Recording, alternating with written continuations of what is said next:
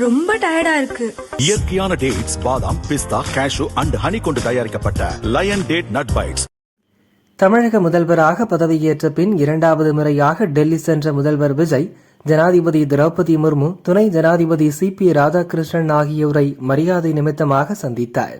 தொடர்ந்து காங்கிரஸ் முன்னாள் தலைவர் சோனியா, லோக்சபா எதிர்க்கட்சித் தலைவர் ராகுல், இந்திய கம்யூனிஸ்ட் தேசிய பொதுச் செயலாளர் T ராஜா ஆகியோரை சந்தித்தார்.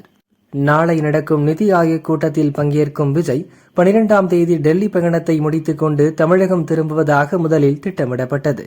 இந்நிலையில் டெல்லி பயணத்தை முடித்து விஜய் நேராக தமிழகம் வராமல் அங்கிருந்து அவர் கர்நாடகா செல்ல உள்ளதாக தகவல் வெளியாகியுள்ளது. உடுப்பி மாவட்டத்தில் உள்ள பிரசித்தி பெற்ற கொல்லூர் மூகாம்பிகை கோவிலுக்கு சென்று வழிபாடு நடத்த உள்ளதாகவும் அங்கு நடக்கும் சிறப்பு பூஜைகளை முடித்த பின் தமிழகம் திரும்புவார் என்றும் கூறப்படுகிறது. மறைந்த முன்னாள் முதல்வர் எம்ஜிஆரின் இஷ்ட தெய்வம் மூகாம்பிகை.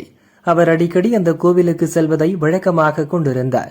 அந்த கோவிலில் அம்மனுக்கு தங்க வாழ் ஒன்றை காணிக்கையாகவும் வழங்கியுள்ளார். அதேபோல் மறைந்த முன்னாள் முதல்வர் ஜெயலலிதாவும் மூகாம்பிகை கோவிலுக்கு அடிக்கடி சென்று வந்தார்.